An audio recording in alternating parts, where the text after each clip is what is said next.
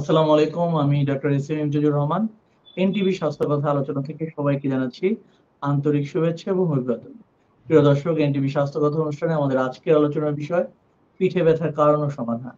আজ এই গুরুত্বপূর্ণ বিষয় নিয়ে কথা বলতে আমাদের সাথে উপস্থিত আছেন স্বনামধন্য চিকিৎসক doctor M Yasin Ali, chief consultant therapy হাসপাতাল, ধানমন্ডি, ঢাকা।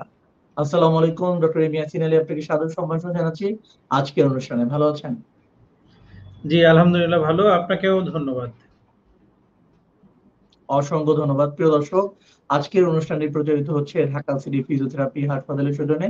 যেমনটি বলছিলেন, এনটিভি স্বাস্থ্য কথা অনুষ্ঠানটি সরাসরি সম্প্রচারিত হচ্ছে এনটিভি ফেসবুক এবং ইউটিউব পেজ থেকে।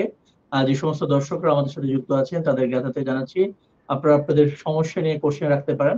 আমাদের বিশেষজ্ঞ অতিথি চেষ্টা করবেন সেই কোশ্চেনগুলোর অ্যান্সার দেওয়ার জন্য। প্রথমেই দর্শক আপনাদের জানিয়ে রাখি আজকের অনুষ্ঠানের বিষয় পিঠে ব্যথার কারণ ও সমাধান। আমরা সবসময় দেখি যে পিঠে ব্যথা এবং এই কারণটি আমরা সচরাচর সবসময় আমরা লক্ষ্য করে থাকি। বিশেষ করে ব্যাক সাইডে, আপার ব্যাক এবং লোয়ার ব্যাক পেইন এ অনেকেই হরহামেশাই কমপ্লেইন করে থাকেন। কি মনে হয় কারণগুলো পিছনে আসলে কি কারণ জড়িত আছে? জি, ধন্যবাদ। খুবই গুরুত্বপূর্ণ টপিক। বিশেষ করে বর্তমান সময়গুলোতে আমাদের যে লাইফস্টাইল বা জীবনযাত্রার মানের যে পরিবর্তন হয়েছে, সেক্ষেত্রে আমরা প্রায়ই পিঠে ব্যথার রোগী পেয়ে থাকি। এর মধ্যে অন্যতম যে কারণগুলো আমরা বেশি পেয়ে থাকি হলো পোর পোশ্চার। আমরা যেটাকে বলি যে আমাদের বসার অবস্থানজনিত কারণে। যেমন দেখা যাচ্ছে এখন যারা আমরা ডেস্ক জব করি বা দীর্ঘক্ষণ বসে কাজ করি, তাদের ক্ষেত্রে প্রলং টাইম বসে থাকার একটা ব্যাপার থেকে আধা ঘন্টা ৪০ মিনিট পরে যেহেতু আমাদের একটু ব্রেক নেওয়ার কথা, বাট আসলে কাজের যারা ক্ষেত্রে কেউই এটা করতে পারে না। সেক্ষেত্রে দেখা যায় যে কারো প্রলং টাইম ৪ থেকে ৫ ঘন্টা, কারো ৭ থেকে ৮ ঘন্টা একাধারে বসে থাকে। তখন একটা সময় বসে থাকতে আমরা একটু ঝুঁকে যাই। যেটা পোশ্চারটাকে আমরা মেডিকেল ভাষায় কাইফোটিক পোশ্চার বলি। ঝুঁকে যাওয়ার ফলে আমাদের পিঠের অংশের যে মাংসপেশি লিগামেন্ট গুলা, এগুলা আস্তে একটু ফ্যাটিক হয়ে যায়, স্ট্রেস হয় এবং একটা সময় যে পেইন শুরু হয়। এছাড়াও আরো কিছু কারণে আমরা পিঠ ব্যথা পাই। তার মধ্যে যেমন ঘাড়ের অংশে এবং কোমরের অংশে যেমন স্পন্ডাইলোসিস হয়, যেটা বয়সের সাথে ডিজেনারেটিভ চেঞ্জ হয়। ঠিক তেমনি আমাদের পিঠের অংশ এরকম হতে পারে। সেক্ষেত্রে আমরা থোরাসিক স্পন্ডাইলোসিস বলি। এছাড়া ডিস্ক হার্নিয়েশন বা ডিস্ক প্রোলাপস এর মতো ঘটনা অনেক সময় পিঠে ঘটে, বাট রেয়ার, সেটা কম ঘটে। কারণ ঘাড় এবং কোমরের অংশে যেমন আমাদের মুভমেন্টটা বেশি হয়, যার ফলে ওইখানকার মাংসপেশি লিগামেন্ট এইগুলো উইক হয়ে যাওয়ার চান্স বেশি থাকে, যার ফলে দেখা যায় যে মুভমেন্টের সাথে এই ডিস্ক গুলো হার্নিয়েটেড হয়। তো পিঠে যদিও এটার সম্ভাবনা কম, বাট কোনো যদি অ্যাক্সিডেন্টাল ইনজুরি থাকে বা আহ, অনেক সময় আমরা প্রপার পজিশনে ওয়েট লিফটিং না করি, সেক্ষেত্রেও পিঠে এরকম ডিস্ক হার্নিয়েশন বা ডিস্ক বালজিং এর মতো ঘটনা ঘটে। এছাড়া আমরা কমনলি একটা ডিজিজ এখানে পিঠে পেয়ে থাকি, সেটা হলো পটস ডিজিজ। আপনি জানেন যে টিউবারকুলার স্পাইন বা টিবি স্পাইন সাধারণত এই পিঠের অংশেই বেশি হয়ে থাকে, যেটাকে আমরা পটস ডিজিজ বলি। এটা আমাদের থোরাসিক স্পাইনের লাস্টের অংশেই সাধারণত আমরা বেশি পেয়ে থাকি। এছাড়া বিভিন্ন রোড ট্রাফিক অ্যাক্সিডেন্ট বা ফল ফ্রম হাইট, সেক্ষেত্রেও দেখা যায় যে ওপর থেকে নিচে পড়ে যাওয়া বা এইসব ক্ষেত্রে থোরাসিক স্পাইন বা যেহেতু ঘাড়ের নিচের অংশ থেকে শুরু করে কোমরের উপরের অংশ পর্যন্ত পুরা একটা স্পাইন, ১২টা হাড়, লম্বা জায়গা, সেক্ষেত্রে কিন্তু পিঠের এই অংশটাই অনেক সময় আঘাতপ্রাপ্ত হতে আমরা দেখি, যে ক্ষেত্রে পিঠের এখান থেকে শুরু করে পুরা কোমরের নিচ অংশ প্যারালাইজড হয়ে যায়। আমরা দেখতে পাই যে প্যারাফ্লেজিয়া হয়ে যায় অনেকের। এছাড়া আপনি জানেন যে অ্যানকাইলোজিং স্পন্ডালাইটিস নামে এক ধরনের স্পাইনের আর্থ্রোপ্যাথি আছে, যেটাকে আমরা পুরো স্পাইনেই এটার প্রভাব পড়তে দেখি। কিন্তু এই রোগের ফলে আস্তে যেহেতু স্পাইনটা সোজা হয়ে যায়, একেবারে কোনো কার্ভাচার থাকে না, যার ফলে এই পুরা স্পাইন জুড়েই পেইন হয়। তার মধ্যে পিঠ বা পিঠের অংশটাও কিন্তু খুব অনেকের ক্ষেত্রে অসুবিধা দেখা যায়। যেমন সে একটু ঝুঁকে যায়, কাইফোটিক হয়ে যায়। আবার শোয়ার ক্ষেত্রেও এ ধরনের রোগীরা দেখা যায় যে প্রপার পজিশনিং এ শুতে পারে না। কারণ তাদের স্পাইনটা কমপ্লিট স্ট্রেইট হয়ে যায়। এবং তাদের যে মুভমেন্ট, আমরা যেমন ডানে বামে ঘুরতে পারি, সেক্ষেত্রে এই ধরনের রোগীরা ডানে বামে ঘুরতে পারে না। তারা একটা স্টিফ অবস্থানে থাকে।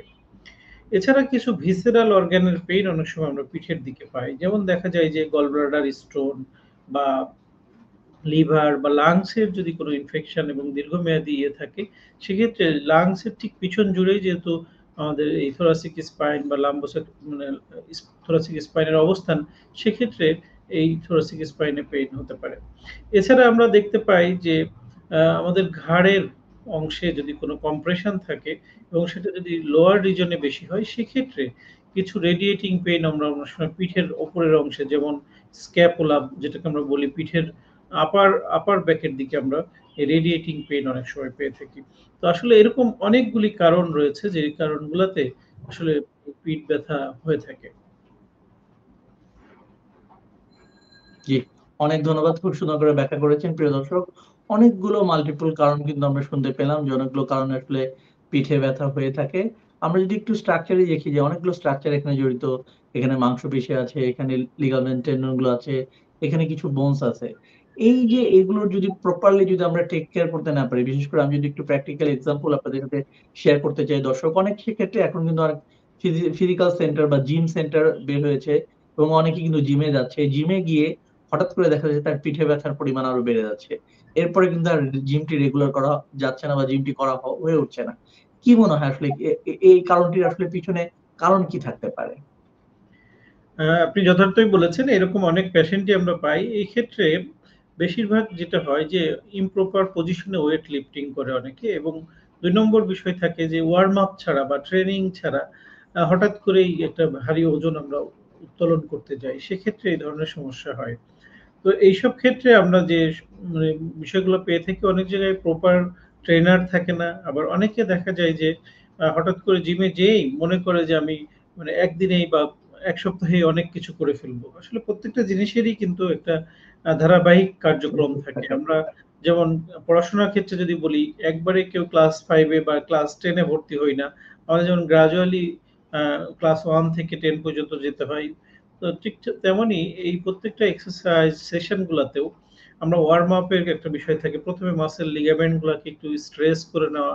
এরপর গ্র্যাজুয়ালি প্রত্যেকটা কাজই যদি আমরা আস্তে আস্তে করে গ্র্যাজুয়ালি আমরা ওয়েটটা বাড়াই, তাহলে কিন্তু আমাদের এই এক্সট্রা প্রেশার গুলা পড়বে না, বা অ অ ওভার ওয়েট নিতে যেয়ে অনেক সময় এই ধরনের ডিস্ক হার্নিয়েশন বা আমাদের পিঠের অংশে যে মাংসপেশি লিগামেন্ট, এগুলাতে স্ট্রেন হয়। তো এটা আমরা প্রায়ই পেয়ে থাকি। এক্ষেত্রে অবশ্যই সাবধানতা অবলম্বন করতে হবে, এবং যারা জিমে যান তাদেরকেও প্রপার ট্রেনারের মাধ্যমে আপনি ১ম দিকে কোন ধরনের এক্সারসাইজ গুলা করবেন এবং গ্র্যাজুয়ালি কি করবেন, এটা তার পরামর্শ অনুযায়ী যদি আপনি করেন, সেক্ষেত্রে এই জিনিসগুলা থেকে আমরা প্রতিরোধ করতে পারব। জি, অনেক ক্ষেত্রে আমরা দেখি যে আমাদের ঘরে বিশেষ করে মায়েদের মধ্যে, বোনদের মধ্যে আমরা পিঠে ব্যথাটা পুরুষদের তুলনায় খুব বেশি পরিমাণে লক্ষ্য করতে দেখি।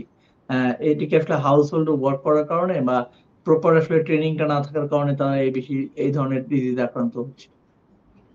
জি, ধন্যবাদ। আপনি যথার্থ বলেছেন। এই ক্ষেত্রে আমরা প্রায়ই পাই মেয়েদের ক্ষেত্রে যেমন হাউসহোল্ড ওয়ার্ক এ আমরা সবসময়ই সামনের দিকে ঝুঁকে কাজ করার প্রবণতাটা বেশি থাকে, এবং শারীরিক গঠনগত কারণে মেয়েদের সামনের দিকের আ চেস্ট এরিয়াতে একটু ওজন বেশি থাকে। সেক্ষেত্রে এবং মেয়েদের সাধারণত একটু সামনের দিকে ঝোঁকার প্রবণতাটা বেশি থাকে। এটাকে ২য় কারণ হিসেবে অনেক সময় দেখা হয়। আমরা বলি সবসময় একটু স্ট্রেইট থেকে কাজগুলা করা, এবং প্রত্যেকটা পোশ্চার এবং ইয়ের ক্ষেত্রে আমরা বলি একটু আ ব্যাক মাসল গুলাকে সোজা রেখে যদি আমরা কাজ করি, স্পাইনের এই ধরনের পেইন গুলা থেকে তারা প্রতিরোধ করতে পারবে। বিশেষ করে হাউস হোল্ড ওয়ার্ক এর ক্ষেত্রে এখন কিন্তু আধুনিক কিছু বের হয়েছে। সেক্ষেত্রে দেখা যাচ্ছে ঝাড়ু দেওয়া বা এই ধরনের কাজের জন্য অন্য ধরনের কিছু ইকুইপমেন্টস বের হয়েছে। যেগুলো যদি ইউজ করে, সেক্ষেত্রে দেখা যায় যে খুব বেশি ঝুঁকে করতে হয় না। রান্না-বান্নার ক্ষেত্রে আমরা বলি যতটা সম্ভব দাঁড়িয়ে কাটা, এবং রান্নার জন্য এখন চুলা কিন্তু শহর ভিত্তিক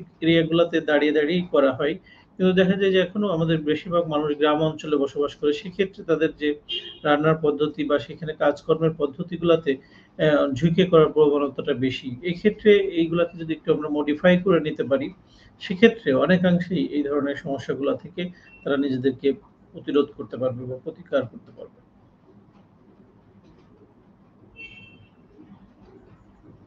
জি, অনেক ধন্যবাদ প্রিয় দর্শক। আপনারা শুনতে পেলেন যে হাউসহোল্ড ওয়ার্ক গুলো যখন মা-বোনেরা করবেন তখন ডেফিনিটলি সতর্কতার সাথে করা উচিত এবং কিছু ইকুইপমেন্টস এখন বাজারে কিন্তু এভেইলেবল আছে। সেই ইকুইপমেন্টস গুলো যদি আমরা ব্যবহার করতে পারি তাহলে ঝাড়ু, মোছা এগুলো থেকে অনেকাংশে রেহাই পাবো আমরা। ডেফিনিটলি আমরা কিন্তু এই পিঠে ব্যথা জনিত যে সমস্যাগুলো আছে সেই সমস্যাগুলো থেকে অনেকাংশে রেহাই পেতে পারি। প্রিয় দর্শক, এনটিভি স্বাস্থ্য কথা আমরা আলোচনা করছি। পিঠে ব্যথার কারণ ও সমাধান। সময় হয়েছে বিজ্ঞাপন বিরতিতে যাবার। ঢাকা সিটি ফিজিওথেরাপি হাসপাতালের সৌজন্যে বিজ্ঞাপন বিরতি। আমাদের সাথেই থাকুন, খুব শীঘ্রই ফিরে আসছি। মিসেস সামিহা রহমান একজন ব্যাংকার। বিগত 10 বছর ধরে পেশাগত দায়িত্ব পালনের জন্য তাকে দিনের বেশিরভাগ সময় কাটাতে হয়েছে চেয়ারে বসে। সে কারণে দীর্ঘদিন ধরে কোমর ও ঘাড় ব্যথায় ভুগছেন তিনি।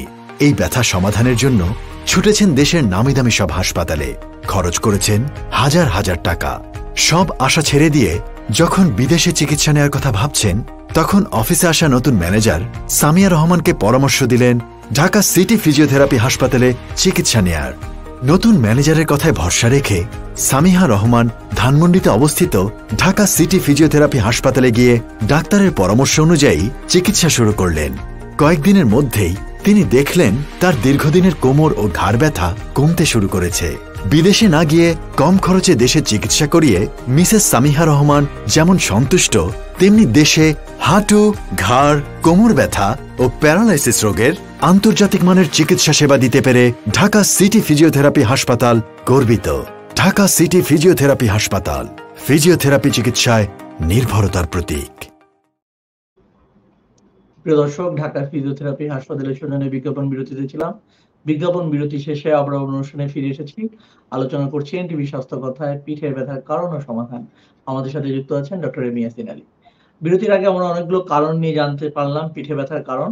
এবং এ পর্যায়ে আমরা একটু ছোট ছোট করে একটু জেনে নিতে চাই যে পিঠে ব্যথায় আপনি অনেকগুলো কারণগুলো বলেছিলেন, তার মধ্যে খুব কমন একটা কারণ আমরা অ্যানক্লোজিং স্পন্ডালাইটিসে অনেক সিনিয়র সিটিজেনকে আমরা দেখি যে আক্রান্ত হতে, এবং গ্রাম পর্যায়ে যদি আমরা দেখি খুব কমনলি আমরা কিন্তু এই অ্যানক্লোজিং স্পন্ডালাইটিস এর পেশেন্ট দেখতে পাই, যারা আসলে চিকিৎসার অভাবে বা না জানার কারণে এ ধরনের ডিজিজ তারা সাফার করছেন এবং আলটিমেটলি তারা কোনো রিলিফ পাচ্ছেন না।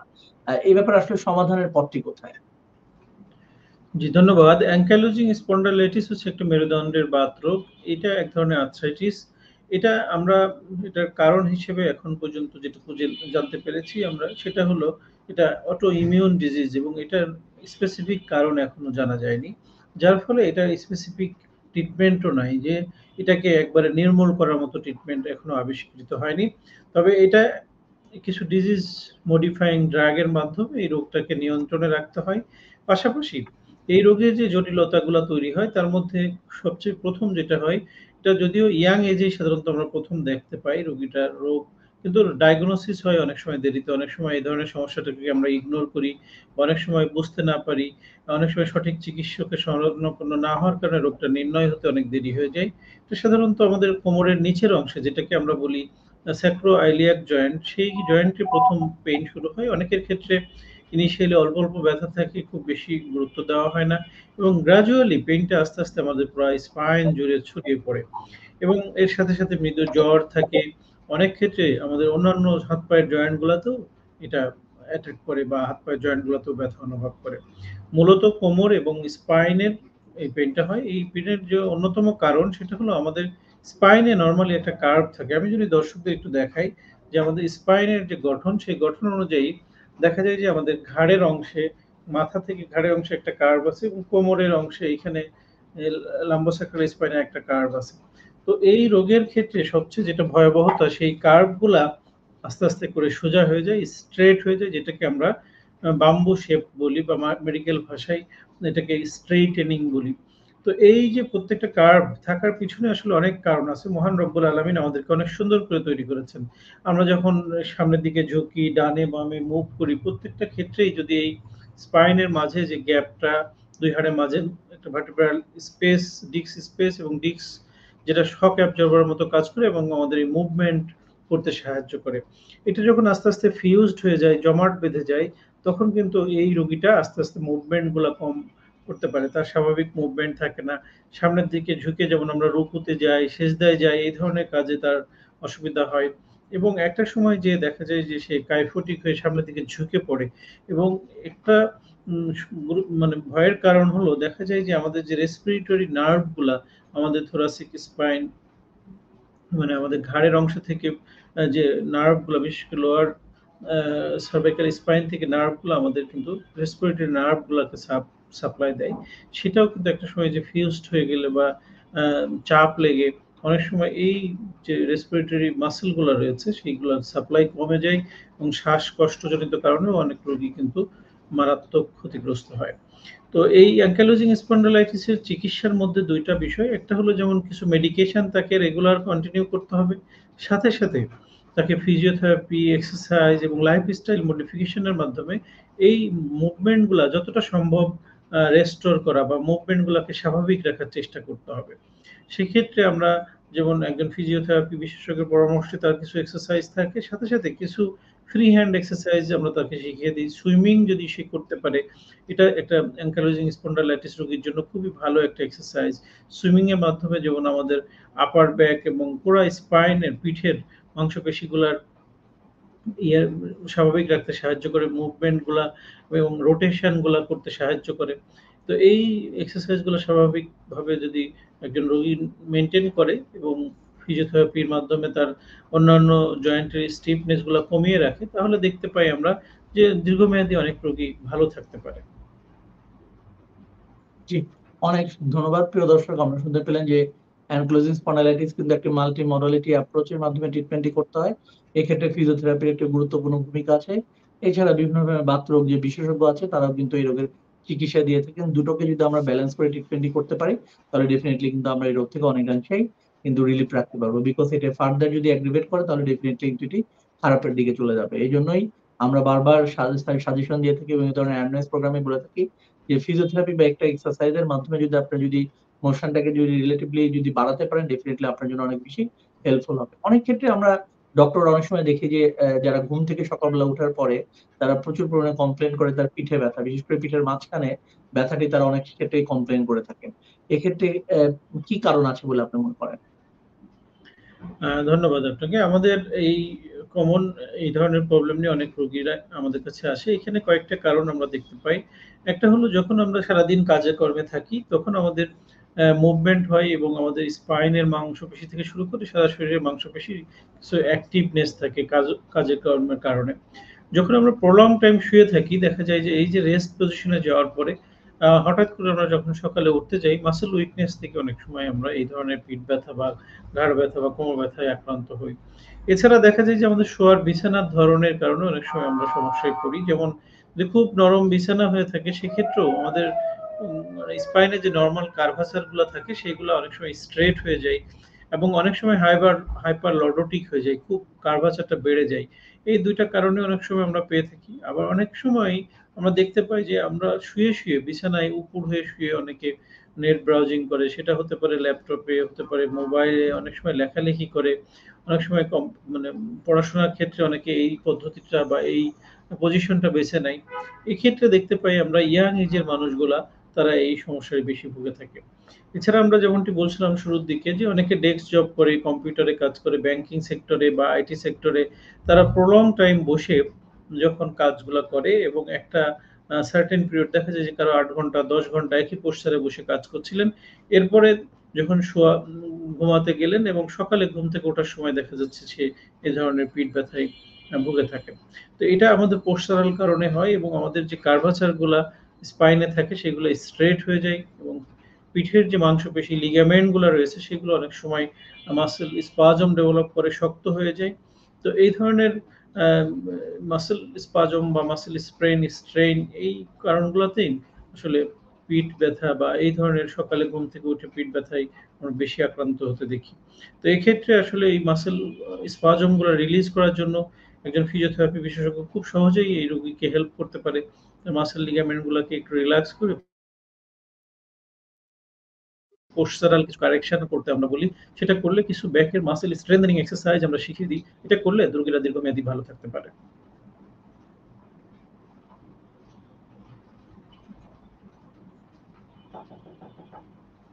জি, অনেক ধন্যবাদ। খুব সুন্দর করে ব্যাখ্যা করেছেন প্রিয় দর্শক। আমরা কথা বলছি এনটিভি স্বাস্থ্য কথা অনুষ্ঠানে পিঠ ব্যথার কারণ ও সমাধান। সময় হয়েছে বিজ্ঞাপন বিরতিতে যাবার। বিজ্ঞাপন বিরতিতে যাচ্ছি ঢাকা সিটি ফিজিওথেরাপি হাসপাতালের জন্য বিজ্ঞাপন বিরতি। আমাদের সাথেই থাকুন, খুব শীঘ্রই ফিরে আসছি। ঢাকা সিটি ফিজিওথেরাপি হাসপাতাল, আধুনিক চিকিৎসা সেবার নিশ্চয়তা। ডাক্তার এম ইয়াসিন আলী স্যারের তত্ত্বাবধানে চিকিৎসা দেয়া হয়। অপারেশনবিহীন হাঁটু, কোমর, প্যারালাইসিস ও পঙ্গু রোগের আধুনিক চিকিৎসা সেবার নিশ্চয়তা। ঠিকানা ঢাকা সিটি ফিজিওথেরাপি হাসপাতাল, house number 12/1, road number 4/A, Dhanmondi, Dhaka 1205।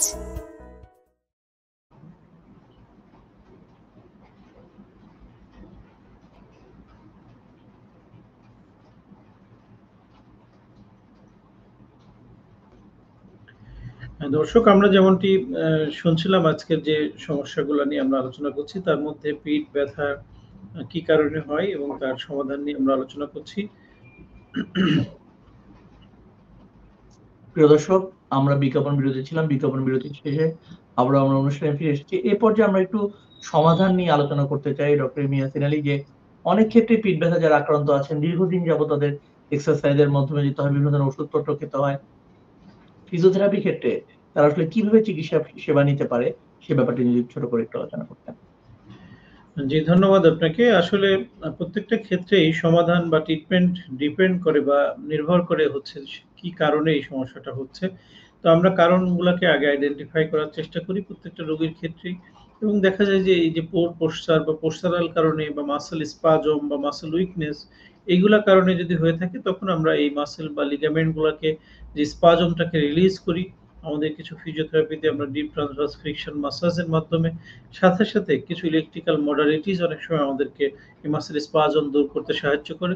এরপরে এটা যেন ফ্রিকোয়েন্টলি দেখা না যায় সেজন্য এই আক্রান্ত ব্যক্তিকে আমরা কিছু পোস্টারাল কারেকশন করি, যে কাজগুলো করলে দীর্ঘমেয়াদী উনি ভালো থাকবে। সাথে কিছু পিঠের মাংসপেশি লিগামেন্ট গুলার স্ট্রেনদেনিং বা শক্তি বৃদ্ধি করার জন্য কিছু সিম্পল এক্সারসাইজ আমরা তাদেরকে শেখাই, সেটা নিয়মিত করলে উনি দীর্ঘমেয়াদী ভালো থাকতে পারবে। কারো কারো ক্ষেত্রে দেখা যায় যে ডিজেনারেটিভ কারণে হচ্ছে, জি, যেমন অস্টিওআর্থ্রাইটিস এর কারণে হচ্ছে। সেক্ষেত্রে বিশেষ করে বয়স্ক ব্যক্তিদের অস্টিওপোরোসিস অনেকে ডেভেলপ করে। বিশেষ করে উইমেনদের, পোস্ট মেনোপজাল উইমেনদের, সেক্ষেত্রেও কিন্তু স্পাইনের এই অংশে ব্যথা হয়। সেক্ষেত্রে এই ডিজেনারেশন গুলাকে কমানো বা এটাকে তার যদি বোন মিনারেল ডেনসিটি কমে যায় সেটা বাড়ানোর জন্য আমরা কিছু ফুড সাপ্লিমেন্ট বা কিছু আ ওষুধের ব্যবহার অনেক সময় পড়ে। ইভানড্রনিক অ্যাসিড বা জোলিনড্রনিক অ্যাসিড এই জাতীয় কিছু ওষুধের মাধ্যমে তাদের এই সমস্যাগুলোকে কমানো। এছাড়া ক্যালসিয়াম, ভিটামিন ডি এই জাতীয় যে খাবারগুলা, সেগুলো আমাদের বোনসের স্ট্রেংথ ভালো রাখতে সাহায্য করে। এর পরবর্তীতে যেটা আসে, কিছুক্ষণ আগে আমরা আলোচনা করেছি, বিভিন্ন রকম আর্থ্রাইটিস এর কারণে যেহেতু পিঠের এই অংশে ব্যথা হয়, সেটা হতে পারে অ্যাঙ্কাইলোজিং স্পন্ডালাইটিস বা অন্যান্য কিছু আর্থ্রাইটিস, যেমন দেখা যায় যে সারা শরীরে আমাদের এফেক্ট করে। যেমন রিউমাটয়েড আর্থ্রাইটিস বা অস্টিওআর্থ্রাইটিস এগুলো থাকলে দেখা যায় যে স্পেসিফিক জয়েন্টে ব্যথা হলেও প্রত্যেকটা শরীরের বিভিন্ন অংশেই ব্যথা অনুভব করে। তো সেগুলো যথাযথ যদি ট্রিটমেন্ট নেয় এবং পাশাপাশি ফিজিওথেরাপি, এক্সারসাইজ এগুলোর মাধ্যমে দেখা যায় যে তারা ভালো থাকতে পারে। কারো যদি দেখা যায় পটস ডিজিজ হয়েছে, এইটা কিন্তু অনেক সময় নির্ণয় হতে অনেক দেরি হয়ে যায়। আমরা দেখতে পাই যে এই টিউবারকুলার স্পাইন নিয়ে অনেকেই ভোগেন, কিন্তু প্রথম দিকে তারা এই রোগটাকে মানে খুব বেশি উপসর্গ থাকে না বা সামান্য সামান্য জ্বর অনুভব করে, একটু ব্যথা অনুভব করে। একটা সময় যে খুব সিভিয়ার হয়ে যায়, এখানে কয়েকটা জিনিস খুব গুরুত্বপূর্ণ। অনেকে দেখা যায় যে টিবি বলতেই আমরা মনে করি লাংসে টিবি হয় বা কাশি থাকবে তার, এরকম বিষয় থাকে। কিন্তু স্পাইনের টিবির ক্ষেত্রে কিন্তু তার কোনো কাশি থাকে না। তার ওই লোকালাইজড পেইন হয় এবং সাথে সাথে জ্বর থাকতে পারে, অনেকের ওয়েট লস হতে পারে। হ্যাঁ? কিন্তু এই বিষয়গুলা নিয়ে অবহেলা না করে দ্রুত একজন চিকিৎসকের শরণাপন্ন হলে রোগটা যদি নির্ণয় করা যায়, সেক্ষেত্রে এখন কিন্তু টিবি রোগের যথেষ্ট ভালো চিকিৎসা রয়েছে, এবং যেটা একটা সময় মানুষের খুব আতঙ্কের বিষয় ছিল, এখন সেরকম নেই। রোগ নির্ণয়ের পর যদি আমরা বিভিন্ন মেয়াদে যে কোর্স গুলা থাকে, সেই ক্ষেত্রে যদি ওষুধগুলা খাই, সেটা নিয়মিত খেলে এটা থেকে পরিত্রাণ পাওয়া যায়। কিন্তু এই রোগে যেটা হয় অনেক সময়, যে কম্প্রেশন ফ্র্যাকচার ডেভেলপ করে ওই এরিয়াটায় স্পাইনের হাড়টা কিন্তু ক্ষতিগ্রস্ত হয়ে যায়, ভার্টিব্রাটা। যার ফলে অনেকের দেখা যায় যে কমপ্লিট প্যারালাইসিস বা অনেকের ক্ষেত্রে প্যারাফিলেজিয়া ডেভেলপ করে। তো এইসব ক্ষেত্রে অবশ্যই প্রয়োজন ভেদে একজন স্পাইন সার্জন এনাদের শরণাপন্ন হয়ে অনেক সময় অপারেশনের প্রয়োজন পড়তে পারে, এবং পোস্ট অপারেটিভ অনেক সময় রিহ্যাবিলিটেশন বা পুনর্বাসন চিকিৎসা সেবার প্রয়োজন পড়তে পারে। তো ওভারঅল দেখা যায় যে কারণ ভেদে, রোগ ভেদে এই চিকিৎসা যে ভিন্ন থাকে। পুনর্বাসন চিকিৎসা,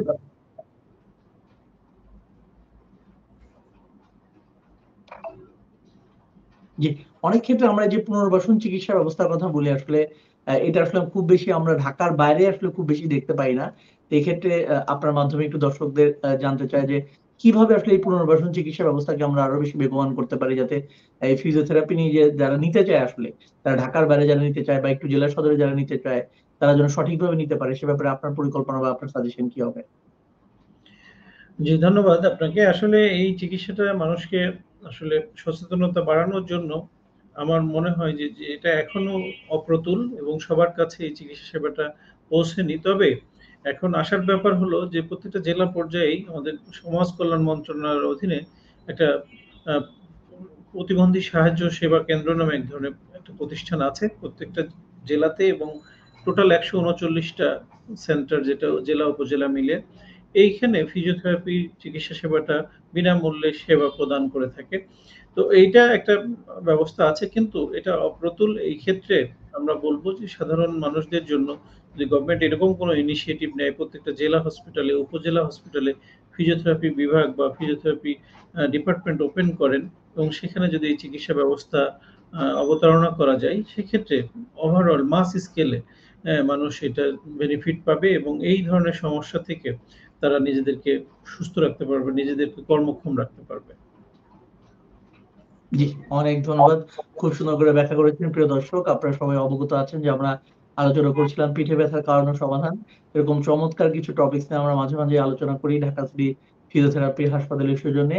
এবং ফিজিওথেরাপির উদ্দেশ্য হচ্ছে যে মেডিসিন এবং সার্জারিকে না করে পেশেন্টকে আরো বেশি এক্সারসাইজ, কিছু ম্যানিপুলেশন টেকনিকের মাধ্যমে ভালো রাখার যে টেকনিক, সাইড ইফেক্ট মুক্ত একটা টেকনিক, সেই টেকনিক অনেকদিন পেশেন্টকে ভালো রাখা যায় এবং কোয়ালিটি অফ লাইফ কিন্তু এনশিওর করা যায়।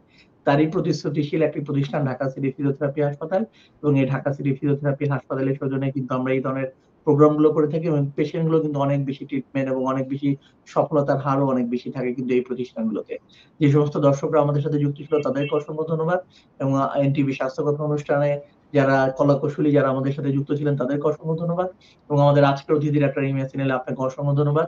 আপনার ব্যস্ততার মাঝে সময় দিয়েছেন। আপনি ভালো থাকবেন, সুস্থ থাকবেন। আসসালামু আলাইকুম। জি, আপনাকেও ধন্যবাদ।